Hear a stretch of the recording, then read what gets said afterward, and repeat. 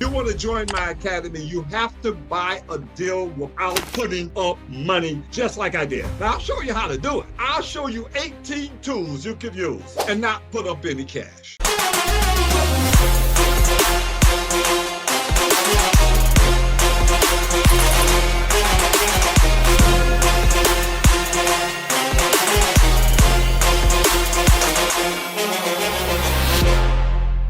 All right, welcome to another edition of the Journey to Freedom podcast. I'm Dr. B. I'm your host, and as I say almost every single one of these shows, I am so excited, You are in for a treat today. So if you think that you're going to, if you're one of those folks that tends to be on slow motion and you kind of just catch things as they go, and you're going to struggle today because this is going to be high intensity, fast talk, add a lot of stuff. But here's the deal. So you're not going to need to put this, sometimes I listen, Herb, I don't know if you know this, but sometimes I'll listen to a podcast at 1.5 speed so I can get done with it quicker.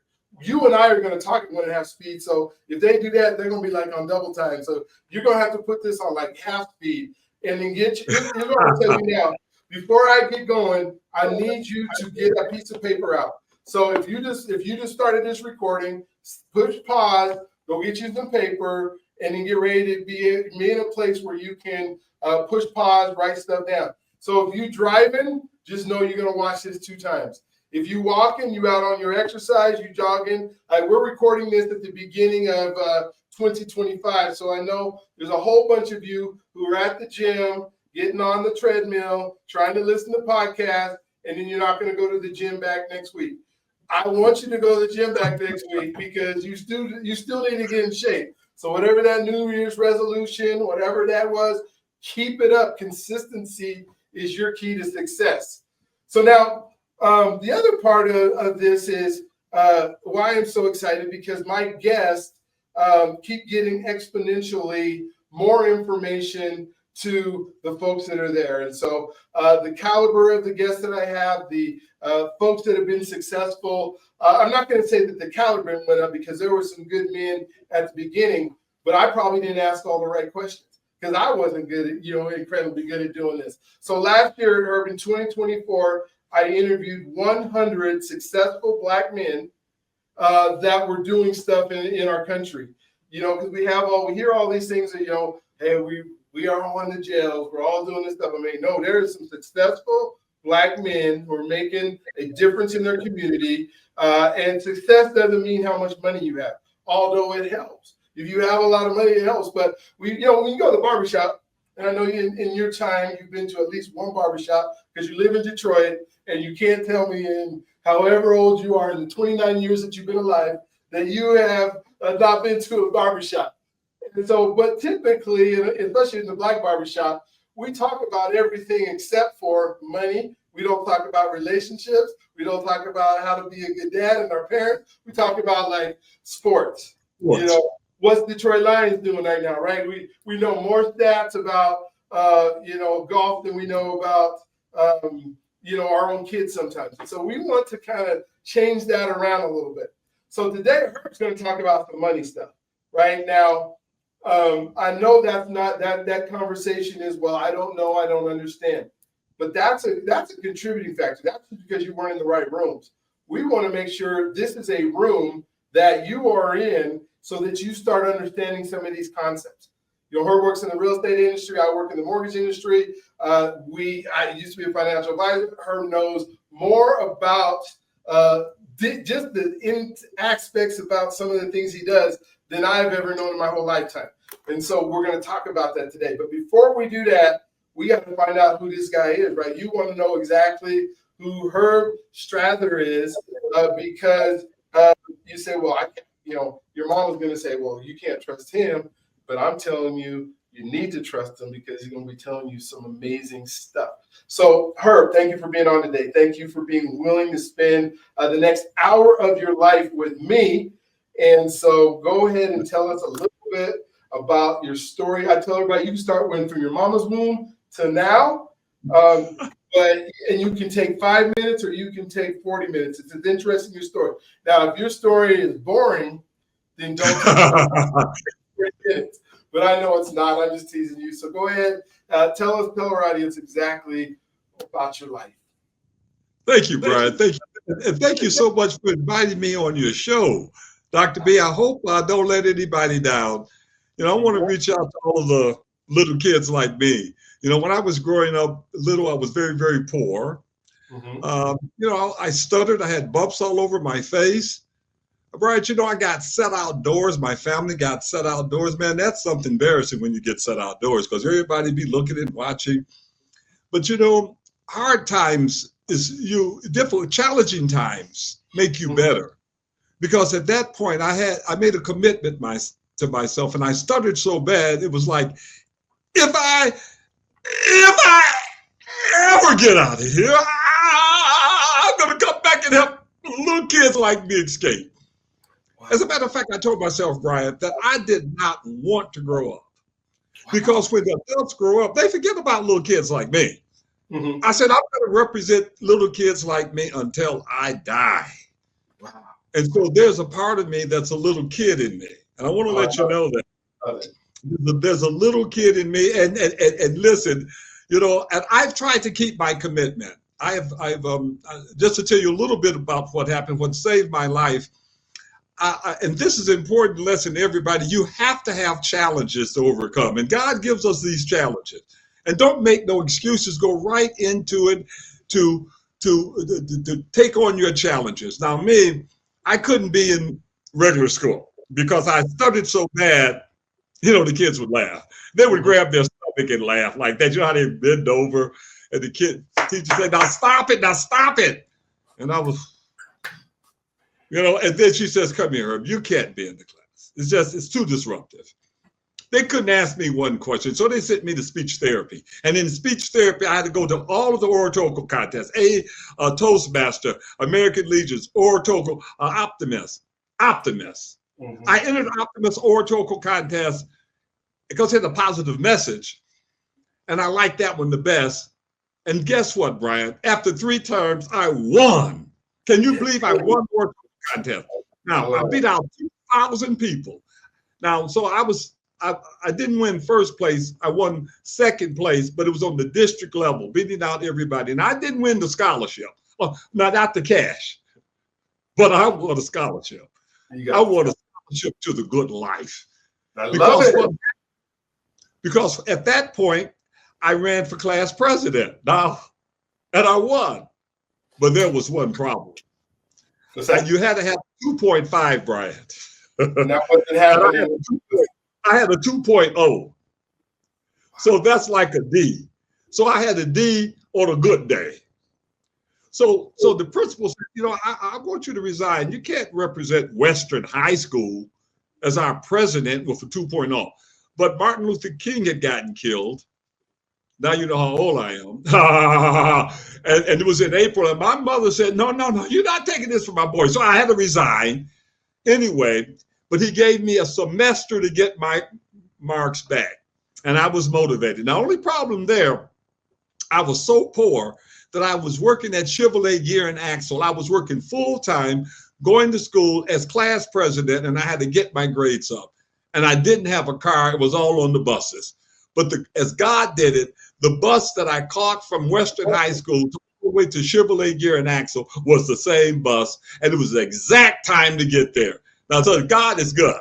Because no matter how smart you are, you can't do that. You can't put the right person in the elevator with you. You can't do it how God's going to do it. So thank God I went there, and I was able to buy my mother my first house at 17 years old. She had to sign as my legal guardian now, because you can't own property at 17. She signed as my legal guardian. And then when I was 18 years old, a guy wanted to sell a house. He wanted $1,000 on an assumption. I went to the bank and I borrowed $2,500.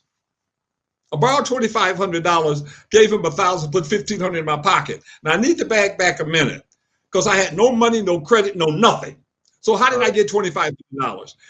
So I went to the bank, and the bank, I said, I saved up $440 each week because, we make $3 or $4 an hour. It took me about a month. Before you finish that, what year did you be able to do this at? Because you're talking about buying a house in 1970. 68. 1968. I You bought the figured house in this out. 69. And this is 69. where, and so black folks weren't supposed to be buying a house in Detroit in 1969, right? We're just broken in. They just broke it in. And so you had to buy, did you have to buy Right. a neighborhood that wasn't like a red line neighborhood, a non-red line neighborhood? Okay. Well, there's an interesting story on that. I got sued. I want to show you what happened. Okay. So anyway, go ahead and tell your story. I just want to clarify. Anyway, I saved up my money in Michigan National Bank, it's Bank of America now, and they loaned me my money back. I remember they loaned me, I've saved up $440, they loaned me $400. So I had $28 in something payment. So I paid, got credit. Can you believe that's how I created my credit? And that's a message for everybody. You could be your own bank. And that's what I do now. I loan students up to $100,000 for a day to put in the bank, borrow the money out and give me my money back. You know, we get students psychologically ready. You got to get rich before you get rich or you'll never get rich. So I had a burning desire. So at 19 years old, I joined Bowers Real Estate Company. I'll do this a little quickly for you because I want to get into the nuts and the bolts that I want your listeners to have, the tools I want to give them. So I'm just going to give me another 4 or 5 minutes and I'll bring you right up to date. So at 19, I became the #1 salesman. I sold everything. And I got sued. They said I was blockbusting, but not really. I just go down the street and have for sale by owner sign. The first month, I listed 19 houses. I was the #1 lister in the city of Detroit. Nobody ever heard of nobody doing 19. The next month, I only listed. I didn't sell. Okay. I only listed because if I showed you a house one time and you didn't buy it, I would get mad. So I didn't sell. I did try to sell nobody. I didn't have the temperament to sell. Gotcha. Okay. But what happened, it was just a great, great life. But I wanted to do my own thing. So at 24 years old, 23, I decided to open up my own company. And I said, well, I want to do income property brokerage now. I went out and bought me a book, Peckham's book. It was $9, and I read it. And before I even finished it, I made my first deal, 16155 Hubble, 8-unit. And then I went out and I opened up Strather Associates myself, Strather and Associates in 1975. And I started in Detroit and said, let's make it happen. So I wanted to buy income property. One problem, I had no real money. I had no great credit. It was okay, but no money, no credit. But I bought my first deal. It was a 20-unit on Sussex and Finkel. I put $2,500 down. I had 5 land contracts. I owed them 140. I borrowed 140 grand from the bank, and I discounted 40,000 out and paid them 100 grand. And I made $40,000 tax-free on my first commercial transaction. Man, that was something. Now, Brian, I want to tell you. What year was that? That was May of 1977. So that was a lot of money in 1977. That wasn't a little bit of money. That was big money then. Yeah. Now I want to tell you the most fascinating thing happened is that from December 77 to December 78 was 13 months, and I bought 13 properties. And when it all ended up, I bought $25 million worth of property without putting up a penny. Because I had someone with the money, they'll just put a CD in the bank take the CD, and they'll take assignment of the land contract or a second mortgage, and that's the equity. So the person putting the money up, I split it 50-50 with them. I gave them the depreciation, but I owned half of the asset. Now, speed forward, it was a very good life. And this is a little kid that with bumps from the hood and all of this kind of stuff, but something was... It was stuttering. Couldn't talk, but I had buildings everywhere. Mm-hmm. Now, so I'm going to accelerate to 1994. Canada was establishing a casino. I'm looking out at my window at the top floor of the riverfront, which is our finest apartment building. I was the third person to move in. As a matter of fact, when I moved in from the outside. I took the elevator up from the outside. It scared the shit out of me. But anyway, can you imagine going up to 29 floors on the outside of an elevator? But But I was looking over in Canada because we're in the water. Mm-hmm. And you can look over in Windsor. And they're building this casino. I said, well, what? So they were saying they was not going to hire Americans, and the Indians were going to do a deal, and they were going to hire Indians. I said, well, what is our role? Just to bring the money. Better yet, I put it on the ballot. I had 14 days. It was March the 28th. Oh, no. It was February the 28th. I'm sorry. And I had to have everything in by March the 15th. Can you imagine? I had to get 7,500 signatures. I can tell you, I slept 2 or 3 hours a day. And you know who I got to help? Because nobody would get signatures. They just wouldn't do it. They turned the casinos down 6 times. And they said, man, just get that out of my face. They knocked it out of my hands. But I went out and I got the homeless, Mark. Really? The homeless. The homeless got going. And man, every day I was paying them $1. Do you know I turned in 17,000 signatures rather than 7,500? If it wasn't for no question. They made it. Now, I mean, so now look, I have been rich and poor at least 4 or 5 times. In 1980, when I had $25 million, interest rate went to 20%. I sold off my portfolio to stay alive. And then I jumped in and I did a lot of big deals like with Stephen Ross, who owned the Miami Dolphins and the related companies. I sold $265 million with him. I did the biggest deal in Detroit, Hunter's Ridge, for $43 million. I did the Republic Development. That was $63 million. So I became a broker, just selling the biggest deals. And then, of course, I did the casino. But, you know, I could have 30 million one day and $500,000 because I'm a developer, you know, and so I build optimist clubs in the world because it's a debt that I can never repay. So as far as I was concerned, I was working to do my philanthropic effort. And that's another message to you. Don't go after money. Don't do it. Go after something that you believe in and you will die for. That money comes with the territory, but don't go after the money. Because if you go after the money, you're going to make the wrong move. You'll make the wrong decision. If you're genuine, people will know it.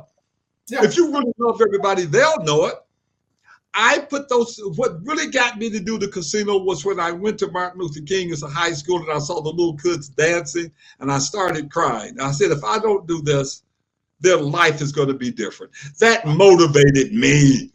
Yes, I love it. And so I mean, I've been up and down, you know. In 2008, there was a tremendous depression. And, you know, I was $20 million under. I accumulated 70 million and dropped 90 million. But I went on the radio and told everybody I'm 20 million under. But I've been to the movie before and watched this. A year later, I was 20 million under. I was not under. You understand? So I created Strather Academy. And here's the deal. I said to everybody, I'm creating the Strather Academy to show you how to do it. Now, if you got money and you want to go buy real estate and you want to put your money down, you don't need me. Because you have to fully leverage your deal to deal with me. If you want to join my academy, you have to buy a deal without putting up money, just like I did. Now, I'll show you how to do it. I'll show you 18 tools you could use and not put up any cash. And I don't have to practice. Okay. I wish one of you had a deal for me right now. I'll take your deal right now and run it in front of everybody. There's 18 to 20 different ways to do it. And once you make these combinations, or it could be 100 different ways to do it. But you can take and do deals without putting up cash. Like, what are some of the ways, for an example, and before I get into teaching, dropping you examples, I want to just stay with the mindset a bit. Okay, please do. I mentioned to you that you got to get rich before you get rich, or you'll never get rich. Mm-hmm. Now, most of you, that means that you have a mindset. You understand? That you are rich. You tell yourself you're rich. And while we help students get to that mindset, if you join Strather Academy, we'll loan you up to 100 grand. That's 1%, whatever we loan you, 25, 100, whatever. You'll put the money in your name. You buy a CD, for example, in your name. Let's take the last transaction I did. I did it with a black bank, First Independence National Bank. Okay. My client put 100 grand in, my student, I loaned him 100 grand. He put the 100 grand in and bought a CD.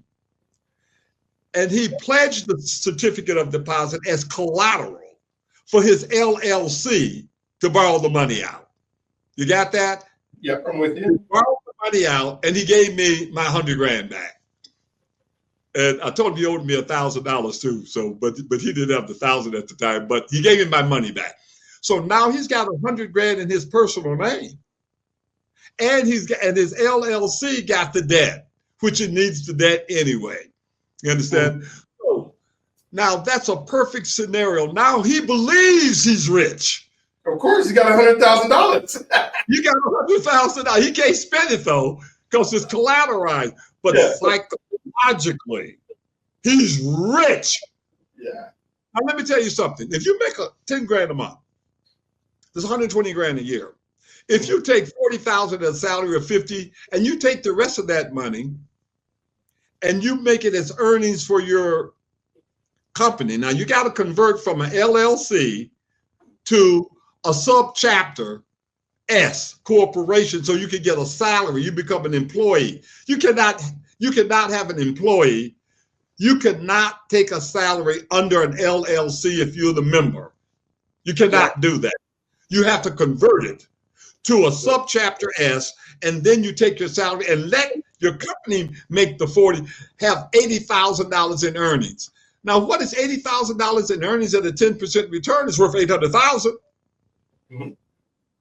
Now you say, okay, if it's a 20% return, this is worth $400,000. But guess what?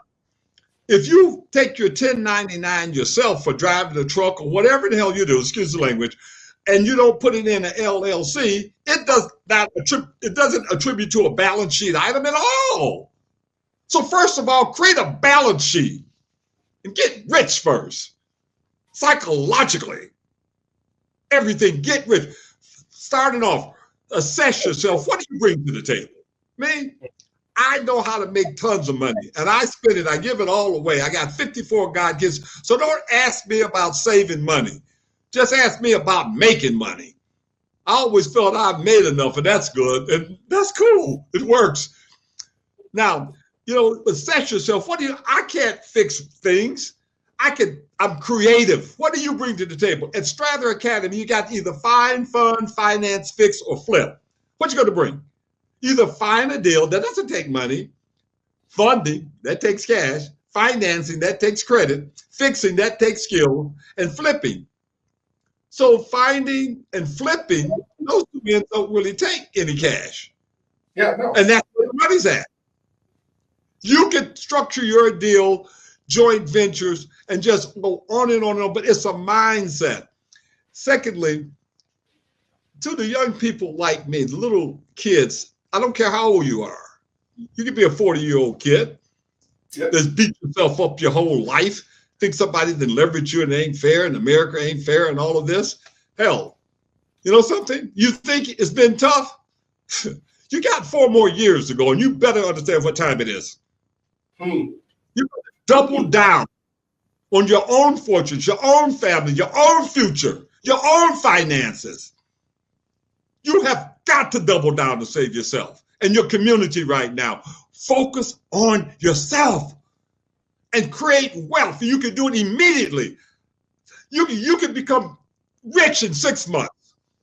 Just do exactly what I said. Nobody gets hurt. But so what does it really mean? What is it that so you got to get psychologically ready and have a burning desire. No matter what I tell you, the one secret is this: to have a burning desire. Now, how do you create that burning desire? Sometimes you get your butt kicked. You're in a bad situation. You went to jail. You have no money. You got a foreclosure. You did this. You don't look great and you don't feel great, and you think the world is against you. You think you've been leveraged, and then maybe so. But there's one thing I got to tell you, buddy. There is God. And I don't care if you're Muslim or Christian or Confucius or whatever. There's the big fella upstairs. And you are a ray of his. So when all the smoke clears, Brian, and then I'm going to turn it over here, I've been successful. I've closed $2.2 billion in transactions. The casino itself, of course, was $1 billion. I took $8,000, got the signatures, syndicated it, made it happen. I raised $1.6 million from investors. And then when it got tight, the governor said that he was not going to give us the casinos. We had to take it to the state level. They all got scared. So I cashed out my insurance policies and I financed everything I had. And I got $1.7 million and I put it up and I said, I'll take it from here. And I did not charge them interest and I did not take interest for the $1.7 million. I didn't take it. I let my investors have it. An investor put up 25 grand and there were several of them. The first investors, they got back $550,000 from their 25. Oh my gosh. That was pretty good. That's pretty good. That's way good. Now, Brian, to those of you who are listening, I can show you how to do a transaction and pull the cash out, do it tax-free, and pull out $25,000 for yourself. Now, let me say to you, every deal I do, I pull the cash out. Now, a lot of the people, every deal they do, they put money down. But let's say you got a couple $100 grand and you put 150, 175 grand down, you got found a building. There's one problem. You ain't got your money no more. No, and you can't buy anything else. You should have never done it. Don't ever get rid of your money like that. Oh, short term, yes. I'm going to put it down. I'm going to pay cash. I'm going to refinance and pay cash. Pull my money out. Short-term basis, but to say you'll put some money down, take out you a 30-year land contract on a nice apartment building, no. Now, you can do it if you want to. You don't need me if you got money, go do it. But those of you who have a burning desire, who's willing to put sweat equity in, who's willing to invest in yourself and figure out how to do it, I've done more deals than I think anybody in the world. I think I financed more deals without money than anybody. I don't know any, and I know all the players, Bob Johnson, a whole bunch of them. We know each other very well, and they're players. Now they put money down too, but look, I'm saying without money is the key. To do it without money. So just to recap, if you have a difficult, challenging experience in life, it is required. You praise God for your blessings and look at the sunny side of everything. I'm an optimist. I built 154 optimist clubs in the world just to pay back for them saving a little kid like me. I have a debt I could absolutely never pay back. I've given away 3,900 scholarships. And one other thing, too, I got to tell you. I win more stuffed animals than anybody in the world. Now, I'm not trying to be funny. Now, you can't see this, but if you look at my couch, it's nothing but a bunch of stuffed animals. That's me. And I got hundreds of them. I've been kicked out of all of the major amusement parks. No trespassing. I mean, you name it, from Florida to Ohio, up in Kingsville, all the ones, everything east of the Mississippi. I think I've been kicked out of every one of them. What are you doing? I mean, I'm the best. I'm the best in the world because I'm a kid. I told you I'm a kid. I know what you're doing, the ping pong balls. I can show you how to do it. You get the ball, they have a few things, like you can go to Dave & Buster's, for example. You got the baseball and you try to put it in the can, for example. That's a skill. Mm-hmm. I can put 15 in a row in. Wow. Okay. When I go play at the amusement parks now, they don't believe it. They say, Mister, I mean, how many points I get? I have 18,000 points. Everybody else has 1,200, 15. They don't understand how I do it. So they say, well, you're one of these pros. Yeah. But I give all the animals away. Of course. Yeah. What are you doing with all the animals? So Brian, if I was going to leave a message, I would say to everyone, the ingredients that is most important is love a lot. Find something you will die for. Me, I will die for little kids like me, especially looking like me, and little boys. Now, it's kind of funny because I only have girls. Somebody said, God doesn't give players boys. I only have girls, you know what I'm saying? But, the little boys, man, when I see a little kid out there, chocolate, I look at that little kid and I see me. And either I'll start crying, because I cry a lot by myself. You understand? But I have to help this little kid. And I want to tell you something, you all. Do you have something to your audience? Do you have something that you would cry about? Do you have something that you would die for? That's the first question. And if the answer is no, then Martin Luther King said you ain't fit to live. And I know you'll die for your kids. I hope so. Oh, yeah. Absolutely. But I'll ask you one other question. Will you die for something else? Now, my people keep saying, Herb, will you live for something? Yes, I will live for something else. But also, if I have to give it up, I would do that too. And you can't go around saying that, because you know why? Because God just might take you up on it. Ooh. Ooh. And so I'm firmly committed to what I believe in, and I will firmly die for it. And I have a very good life. I have a good life of helping others get rich. But can you think of one thing better than that? I show my people how to get rich. Those of you who want it, got a burning desire, and is willing to help others, I invite you to participate. I love it. Love it. So I got a couple questions for you. Because this is amazing. Because I'm thinking about mindset. But I want to first start out, because we talk a lot about identity on the show. Like, how do you shape your identity? So you tell a story where you're not able to talk, you become president. But what are the factors that help shape your identity at 19 and 24 to be able to do the things that you've been able to do? Because every 19-year-old who comes out of school doesn't have an identity that become that person that can go around and not only talk to people, but sell 19 houses their first year, or list them. And you didn't sell them, you listed those 19 houses. And so what is it that happened in your life that allowed you to have this mindset that I can do anything? Right. Challenges. Okay. And your desire to overcome the challenge. Suppose that I never got set outdoors. Maybe I wouldn't have such a burning desire. But man, getting set outdoors, I said, no, man, I started selling Watkin products. I'm the #1 Watkin, full of products.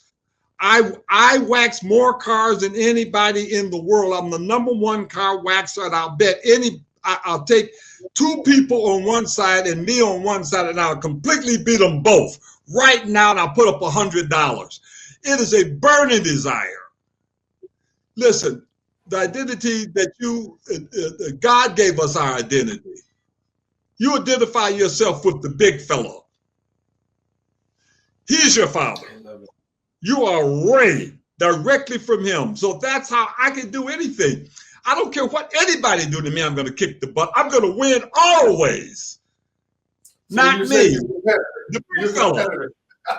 I'll go into the ring. I'm not afraid of anybody, no matter what it is. Right now, Brian, I'm taking on my biggest challenge. And you'll be reading about it. So what is it? Or do I have to wait to read about it? Well, the city of Detroit is challenged right now. We have a challenging educational situation, especially after COVID. Yeah. And we also have our Renaissance Center. And what they're saying is that they're going to take 2 of the buildings down because of overcapacity. Now, are you familiar with the Renaissance Center? Yeah, I'm not. Well, listen, the hotel that in the center is the tallest hotel in the Western Hemisphere. Certainly the tallest hotel in the United States and in the Western Hemisphere. I think Shanghai, and they got a few bigger ones. And then we got 4 towers. It's 700,000 square feet each. Mm-hmm. But because of COVID, it's like this all over America. Office buildings have emptied out. Yeah. So there's not enough people in there to support the retailers, and the retailers are not going to stay. They don't have the support, and the people ain't going to stay because they don't have retailers. So it feeds on each other and washes it out. So now they've announced that they're going to tear the buildings down if they can't do it, and they're going to ask the public for money. So I said, okay, Herb, what are you going to do about it? Now, let me tell you something, Brian. I can't actually tell you what I'm fixed to do, but let me tell you, you will read about it because we plan to buy it. Okay. You plan to buy it. Now, I'm going to ask you a question. This one other thing I want to tell everybody. If you have an issue you want to figure out, listen to me very carefully. Do not figure it out driving your car. Because you have 60,000 thoughts a day. Tick, tick, tick, tick, 60,000. Okay. And if it's not physically in writing, it's just a thought. That's it. You either put the goal in writing or not. But once you sit down and then you're aligned with the big fella, instantly an idea will come. You say, oh my God, I didn't think about that. You will never think about it if you're driving in a car. You will never think about it. I'm going to figure out what I'm doing. Let me think. Well, you sit down and align yourself with infinite intelligence. And you know what infinite intelligence is, buddy. Align yourself with the power that be. And the ideas flow. If it's about love, if it's about money, that's a whole different story. Don't go to the big fella about money. Money comes with the territory. Here we go. Here we go. So my message to you all is to love a lot and have something that you will die for and to become an expert at something. I am an expert. I am the expert in putting deals together without cash. And every one of you listening, I want to help you too.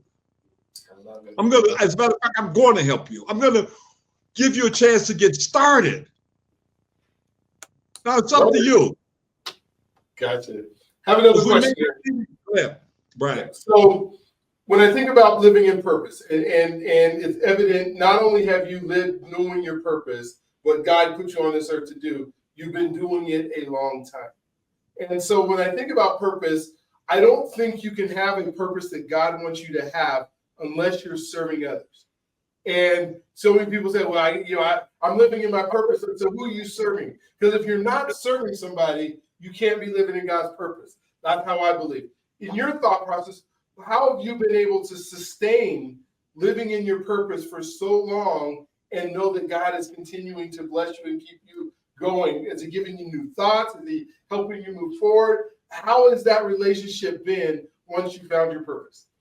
Okay, Brian, that's an easy answer for me because I'm an optimist. We have an optimist creed. We look at the sunny side of everything and make our optimism come true. I don't know. I'd like for you all to pull up the optimist creed. Just go online. And I say the creed every day, and I live it. So if I got negative, I would probably get sick or something. I can't. Everybody says, so you, Herb, you just think one way, you just missed. Of course.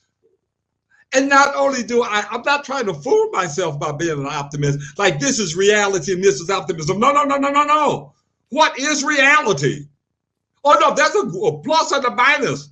Where reality? Let's talk about reality. How do you look at it? How do you look at reality? You understand? I look at the positive parts of it. The very best thing, something negative could happen to me and I'll be so happy. People say, Herb, now you know that you're just trying to make that up. No, I'm driving down the street, Brian, for an example. This guy got, you know how you tweak it, and he got me and I twirled, hit a post, knocked out all my teeth. Oh, gosh. I mean, look, man, and then I can't walk. I got I'm getting a new hip. So who would possibly take and, think that that's something great? I thought it was the greatest thing ever. I'm praising God because I can think of reasons for it. The first reason, I'm in the house. I got a little time to myself to think. Now you may say, really, Herb, come on. Yeah, I got some time to think about. I said, this is perfect because I needed this time. I got in there, I was thinking, and then all of a sudden, I started thinking of everything else. I got a gigantic insurance policy that paid me 20 grand a month. I never used. I never even thought about that. I said, hey, look at it. And then I thought about something else. And then when I finished thinking, I said, I'm happy I had this loss. I'm not trying to be everything that happens to me, I'm happy about, no matter what it is. You may look when, I've been now, I can celebrate a good life by my mother, my church mother. My mom died a long time ago, but I've had another mother, and boy, I loved her so much too. But I can think about her good life and the things that she said about me. And that, it's good. Think about the good things and get the creed. Promise yourself to be so strong that nothing can disturb your peace of mind. To talk health, happiness, and prosperity to every person you meet. To make all your friends feel that there's something in them. To look at the sunny side of everything and make your optimism come true. You understand? In other words, these are some of our tenets that we live by. And we accept it. So I have a very, very good life. And let me tell you this other thing too. When you're an optimist and you love everybody and you have a lot, I got 54 God kids, I spoil them to death. Whatever they want, they can have it if I can afford it. Now, I bought a bunch of cars, buddy. You understand? A bunch of them that tore up. And, like my God baby Christian, they went out to Vegas. Detroit Youth Group, the Detroit Youth Choir that won American Talent, they in Vegas singing this week. Can you imagine they out there singing? And all the thing I'm doing is what happened. I'm just so excited about it. When they won America Got Talent, they didn't know they were going to win, and they didn't bring enough money to stay out there. They ran out of money. They thought they were coming home. And they said, no, we won, we going to stay, but no more hotel money. Now, you know what I did. I just about emptied my bank account to make sure they had it. And I beat up some people at my church. I didn't have to beat them up because Hartford Church got some great people. Yeah. But what I'm trying to say to you is just love a lot. Mm-hmm. And let me tell you this, I have no ills. I have no pains. You will live a very long life and you live a high quality life. Mm-hmm. Don't complain. Listen, people have screwed me. I said, okay, go ahead. Take it. It's yours. One guy, he maneuvered me out of 46 grand, man. It was really something. You won't believe it. I'm going to put him in jail or cut his head off. Not really. But I said, I prayed for him. Mm-hmm. There you go. I like that. Cutting his head off. I prayed for him because you know something? For me to drag him to the court and put him in jail, I got other things to do. Yeah, you understand? Mm-hmm. And I could use that time to make me a couple $1 million doing something else. I love it. I love it. So when I talk about trust, being able to trust with, you've done a lot of transactions where you have to trust the people you're doing transactions with. What is your formula for having to know if this is a person you should trust or do business with, or is this a person you should run from? Because you had to have figured it. I know you made some mistakes, but at this point, you probably have figured it out at least 90% of the time. Right. Well, I got a couple thousand students, okay, and about 50 of them are pretty active because you're a student for life. They may want to come back and buy an apartment building, And then I got a partner their name is the Grenadiers, by the way. And I've closed about 200 deals with them. Mm-hmm. They were the ones that I closed my very first deal back when I was 20-something years old, the 190 units, all $25 million of business, the casinos, everything they're in. And you know something, man, it's 100% handshake. We haven't put anything in right. And when I say handshake, I'm not talking about $10,000 and $20,000. I'm talking about millions and millions of dollars, and we still don't sign. It's all done. Now, when we deal with other people, we sign. Now, we do some things in case I keep telling them, listen, fella, let's tighten it up in case I die. I don't want us to be too loose. So we put some things in, but no, most of our stuff is all handshake. Look, don't do any business with anybody you can't shake their hand. I won't do it. I don't want to do business with you. Listen, let me tell you something, man. I don't have to do business. One guy, I came up to him and I made a deal. Because here's how I do a building. I say, sir, what do you want for your building? He said, I want 200,000. I said, do you care how I do this deal? As long as I get you your 200. He said, I don't care how you do it. I said, okay. So he said he'd take two. So I went and I wrote it for 350. And then I borrowed about 275,000. And so he saw how much I was borrowing and what I was paying him. And so we had to do an addendum at the end. Now the addendum, I think I missed a day. So I went to him on the addendum. You know what he says to me? Oh no, Strather, no, man, I ain't going down like that. Now I see what you're doing. No. I said, you made a deal with me, my man. No, I can't do that, man. No. I said, but it's my credit that got this. You think somebody else can borrow the money like that? I said, okay, you keep your property, buddy. I didn't probably say it like that, but keep it. So about 2 weeks later, he called me wanting to know, are we still doing business? Like, what's happening, man? I ain't heard from you. And that's what I told him what I thought, that he could keep his property. I wasn't willing to buy it for any money, although I could have given him 10 or 15 grand more, but he made a deal and he reneged. And I said, I don't need your property or you. So I will tell all of you, do business with people, just be cool. God will give it to you. You'll know the Spirit of the Lord is there. Yeah. And you're going to do business with somebody that's going to look at you cross-eyed. Oh, hell no. I want to see how you look. Can I shake your hand, look you in the eye? So yes. And you may say, well, he's going to pay more. No, just don't associate. Don't. If you don't trust somebody, don't do business. Like me, I'm the coach. You just my students. And most of my students love me. Now, I could count out of 2,200 students, I cannot count 5 incidents. Maybe 2. That somebody was misunderstanding something. 2 out of 2,200 students. So, yes. Integrity is, and just you represent your Father in heaven. Yeah. Represent him properly. And you got to do what you say you're going to do. That's because basically what I think, what I've heard is the contract is just a mutual agreement of distrust. That's why you got to do the contract, because both people don't trust each other. When you think of a covenant, right, you sign that in blood, and it's, it sounds like you almost have a covenant with the folks you've been doing since your first transaction. So there is no going back. There is no choice. I want to tell you this here too.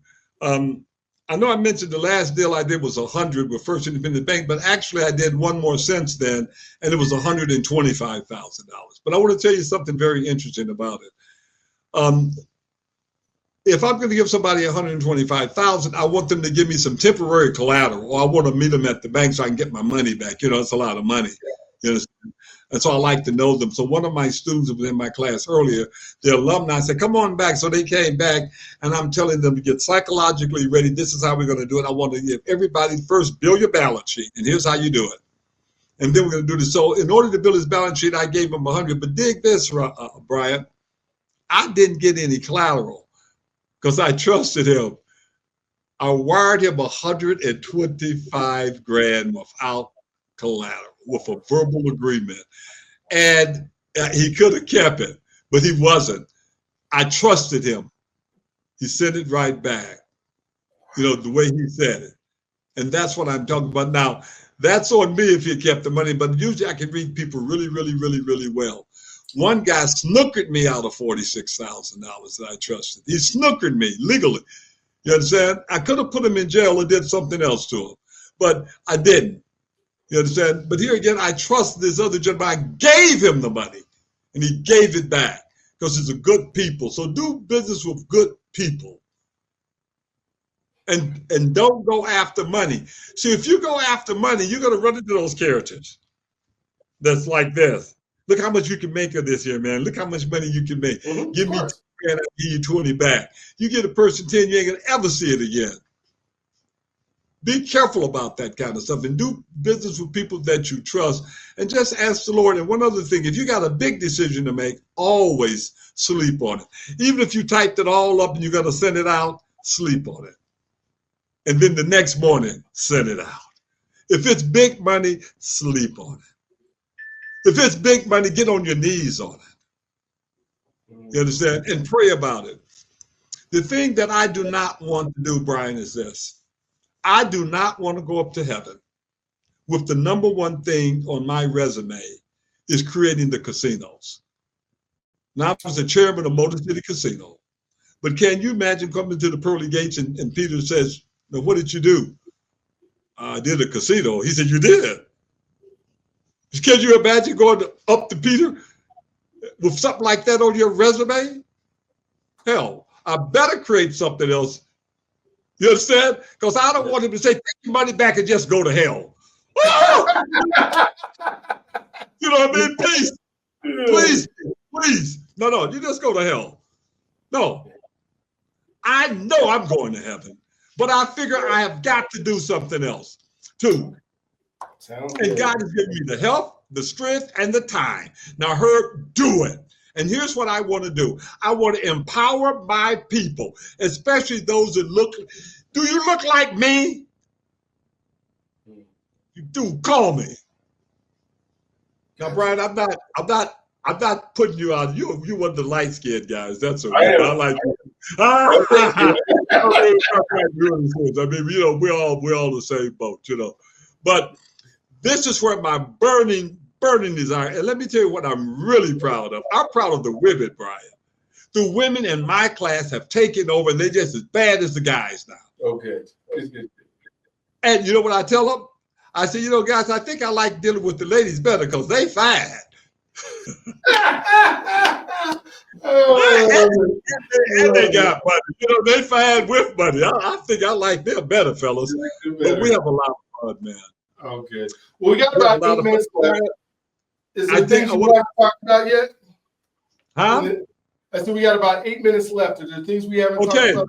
Sure. First of all, here's my book. Which way is your choice? All right. Okay. I don't know if the language is backwards on that or not. No, it's perfect. But this year, if you go to the if you get to New York, at Which Way is Detroit, you can get it on Amazon, Walmart, online. Just call and get it. It's very, very cheap. And then if you call it out and you get it and you let me know you got my book, that you're willing to invest in yourself, I have an invitation for you. I want you to join me. I would love for get everybody to together to join. And I'm going to want you to take, and I want to hook you up to the newsletter that we have.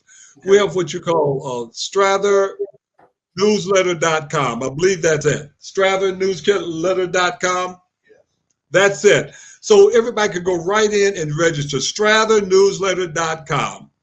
And I have a phone that's a Google Voice, and you could call.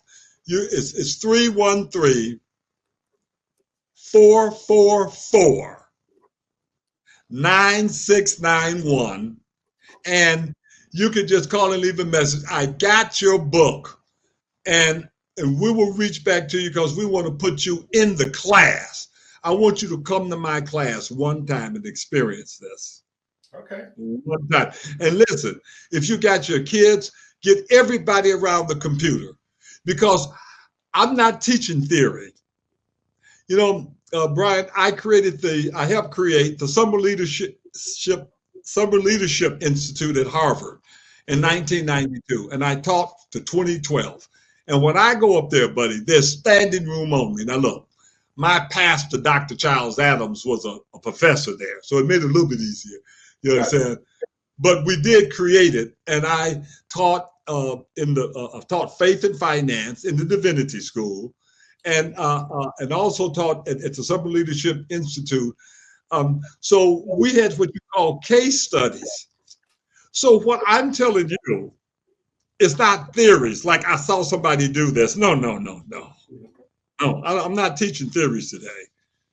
What you're going to find out, I'm going to say, okay, everybody, today we're going to do a deal, and it's going to be a bargain gift sale under Section 170 of the Internal Revenue Code. Here's how we do it. I just closed this deal. It's at 15041 Greenfield. And look what I did.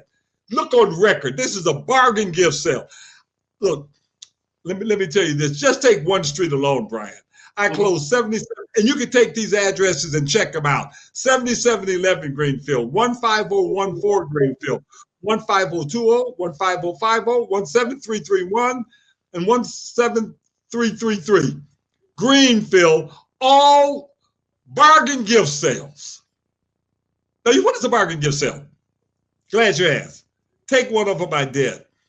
The 1504020 and the 1700 was 80 units, 40 and 40. There was blocks apart, but it was one deal.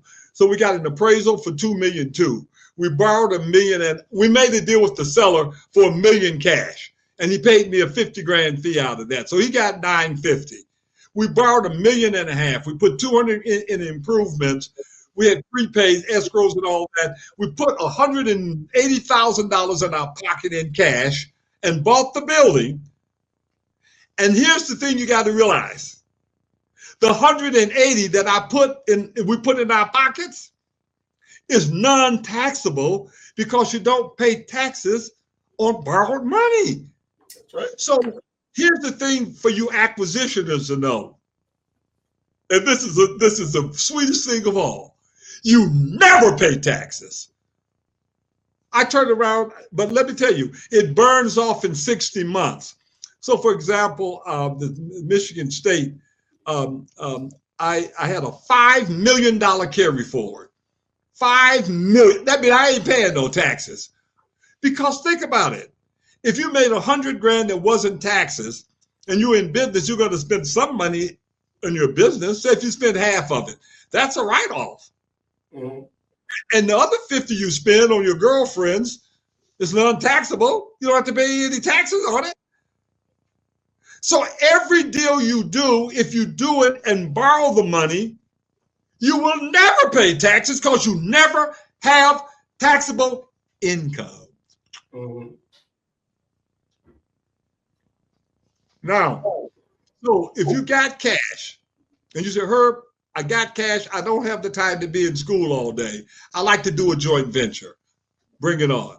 I just did a young lady had $25,000. I put her in a deal just like that. And the deal that we put her in, I put her in it 2 weeks ago, and we're financing out of it next month. Now, why do I do that stuff? In order for you to buy income property. And listen, I'm not a flipper. I'm not big on flipping. If you want to flip, go flip. Go put all of that money in. Why don't you just get a job with a contractor? He'll pay you to do the work. It doesn't make sense. To me, I want to buy it whole. If you want to buy it, fix a property, put a mortgage on it and keep it. You can borrow most of the money out. I mean, in other words, if you can afford to do something, I show people how to leverage deals, income property deals, and take the cash out. Now, you could do it. It could be a 2 or 3 or 4. Those are residential. Or it could be a 1 to a 4 unit as residential, but don't try a 1 unit as income property. Hell, the taxes would be 30%. Whereas on a 2 flat, the taxes would be normal. They should be between 10, no higher than 15%. 8 to 12%, it should be the tax range, percentage-wise, of your gross income. So essentially, there are a lot of different ways to buy the real estate without putting up cash. Bargain gift sales is one of the ways to do it. You could just do a standard purchase agreement. Just agree on what the seller gets. No, Brian. Now here, you are a lender. Mm-hmm. Now you know FHA is not going to go with you getting a whole bunch of money back. Mm-hmm. You know, right? Now, Brian, I'm going to tell you how you could do it and how FHA will go along with it. You want to hear it? Yep. Tell me. Okay. I will give it to you by example because it's reality. Like I told you, I'm not a theorist. Gotcha. So I had to deal on San Juan Street in Detroit. And just in case FHA want to look it up. So I sold the property for $134,000 many years ago. And it just so happened didn't go to a student. It went for someone in Illinois, but he had a family here. They looked at it. So he processed it, got it approved, and he was moving to Detroit, but he wanted to see the property. He never saw it. He went in and didn't like it. He says, I want $18,000 because I want to put a new driveway in. I want to put HVAC in, and I got to scrape and paint the garage. I said, no way, cancel it. Just forget it. I ain't paying you no $18,000. I thought about it. I didn't want to take it back through and go through this again. So we arrived at 14 grand. Okay. I said, 14. So they said, okay, we got to get the lender's approval. So they called up the lender, FHA, Fannie Mae format, same thing. And they said, well, that's the seller's money because he had already been approved. That's the seller's money. So the title company, first I told him, I said, maybe I'll do the work. He said, okay. So we're going to put the money up. I said, I'm not going to do work. You do the work. I said, but you have to put it in escrow, I guess, to get the work finished. But then the question was, the lender's not asking it to be in escrow. Who wants it in escrow? I said, come to think of it. I said, I don't care. You're going to have it. He said, thank you. They gave him the $14,000 at closing.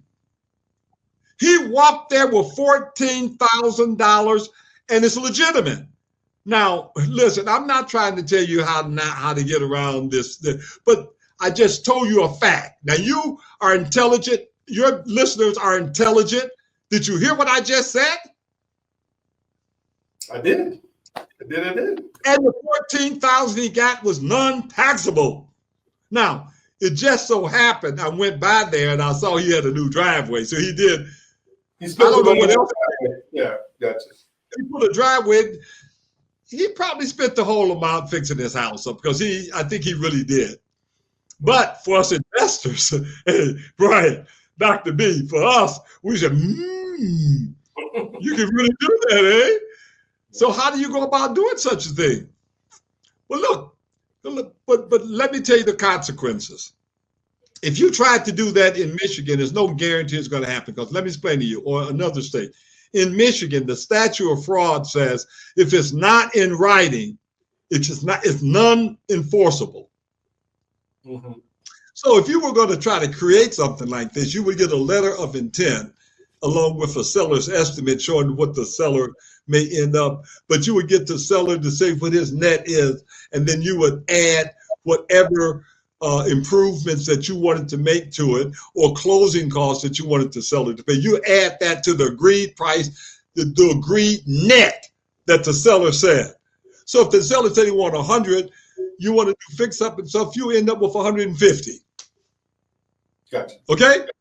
So, but let's say that you come up with 150 and you put that on, on the market, on Realcom, on multi-list, and all the neighbors up and down the street saw 150, they go run and they go sell their property. They sell theirs for 130. So the guy that I'm buying said, hey, I made a deal with you for 100 and everybody else is getting more. He said, I want more money. I don't want to sell now. That has happened a couple of times because we created a new market, and when the sellers found out about it, so in Detroit, you can do that because we have great buoyancy. You know what the price is? Whatever you say it is. Not really, but almost. Don't go too crazy with it. Yeah. Because let me tell you this too, you help the community when you do that. You're stabilizing the pricing. Stabilizing it. Now let me tell you, you don't have to worry about stabilizing prices in areas that white people are moving in. Or areas that the millennials are moving in. The white millennials, you do not. They pay $2 a foot, but the brothers is not gonna pay that much. But we're stabilizing our value. This is important because we stabilize our community, and we will eventually get there.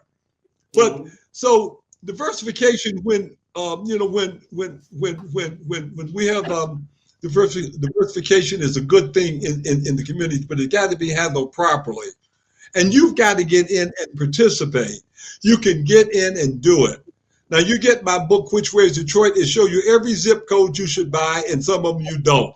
Don't you dare come in this city not knowing what you're doing, trying to buy some real estate, or you'll get hurt. Wow. I've seen people lose millions of dollars. I said, ooh, that hurt. They didn't know what they were doing. Yeah. You've got to buy right in the right areas too. So that's in every city. Every city that's has. in every city. That's true, Brian. That's so you have boots on the ground. You don't go to LA. We ain't going to LA now anyway, but you don't go anywhere unless you got boots on the ground. Yeah. So, Brian, you said you're out in Colorado, eh? I am in Denver. I am in Denver, Colorado. I grew up here, and then I lived in LA for about 25 years and came back here and hang out with mom and grandkids and just love it to death here. So that's really good. You know, Brian, I told you I built 154 optimist clubs in the world, right? Mm-hmm. So I built one in almost every single city, almost every state. No, more than half of the states in the United States. And I built a few out there in Denver. There's a place called Erie, Erie, Colorado. That optimist club is still in existence. It is. I was so happy to know it, man. And then there's Monaco, that optimist club. And then I tell you what I did. I went down in Colorado Springs. Okay. And I built an optimist club out in the open. We had breakfast out there in the mountains. It was beautiful.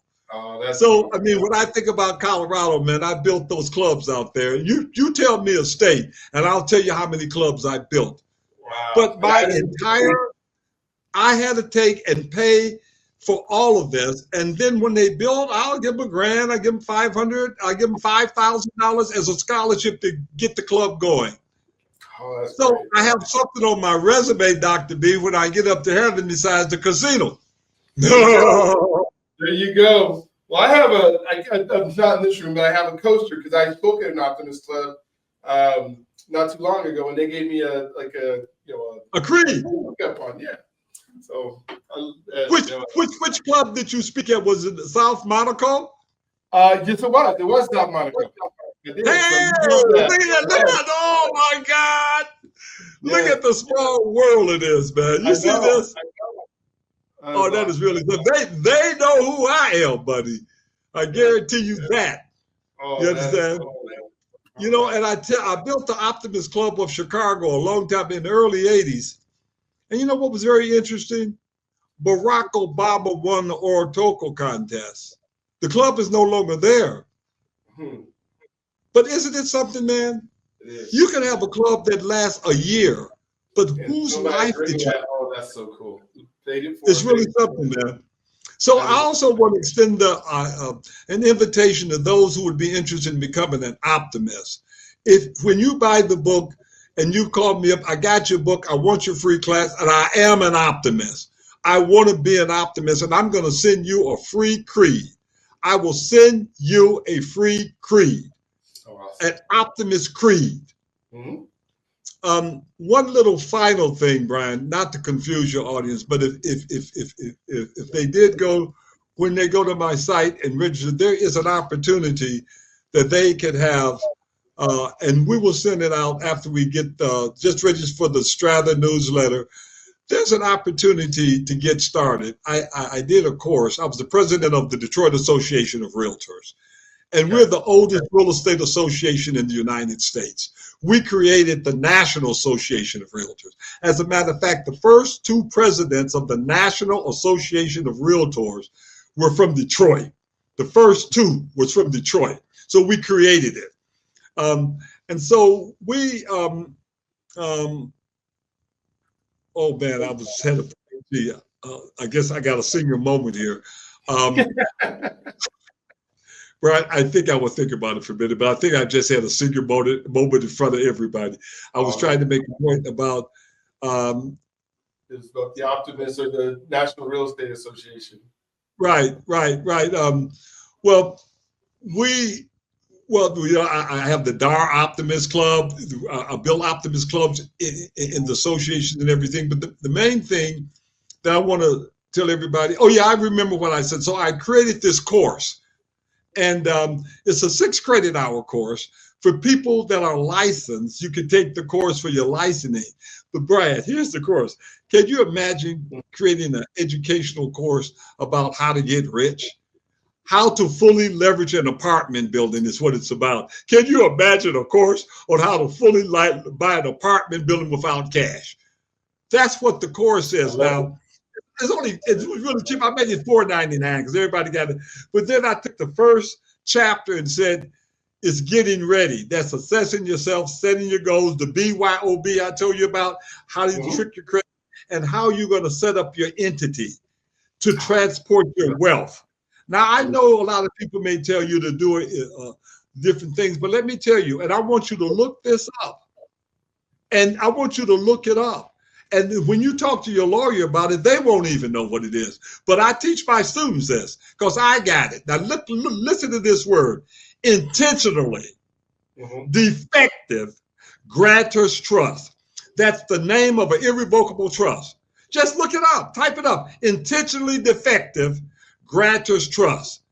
And when you all join, I'm going to tell you what you're going to do with that trust. And it's going to blow your mind. So I'm going to save a little bit, Brian, for everybody to come on. And Brian, if your people come on and they say, look, man, just bring them back on and bring us on and make it interactive, I'll do that too. We'll make it all at once and right in front of everybody. I'll do deals. Just bring your deals. Love it, love it, love it. Thank you so much, Herb, for being part of our podcast today. Thank you I told you folks, if you were going to be on this podcast, you need to get your pencil out, you need to start writing, and you're not going to do it at double speed. And so we have just had a lesson in this is what I'm going to help you do. And so I encourage you to go out there and get the book, the Road to Detroit, right? What's the name of your book one more time? Which way Detroit? Which way Detroit? Go out and get the book, then call him up on the number he gave. On that number that he gave, say, I got the book. Then you're going to be part of the revolution of being able to understand money, because that's one thing we don't do a great job of. We don't learn it in school. We don't learn it, in the community.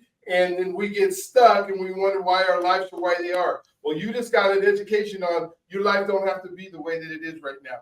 And so take advantage of the opportunity. Go ahead and subscribe button, hit the notification button. We're continuing to have, Herb, I'm going to have you back on. So we're going to get some students in the class. We're going to have you back on, maybe even teaching us something that's even greater after you have a deal that you can teach us. So again, thank you. And let me leave the phone number one more time, 313-444-9691. I look forward to hearing from you.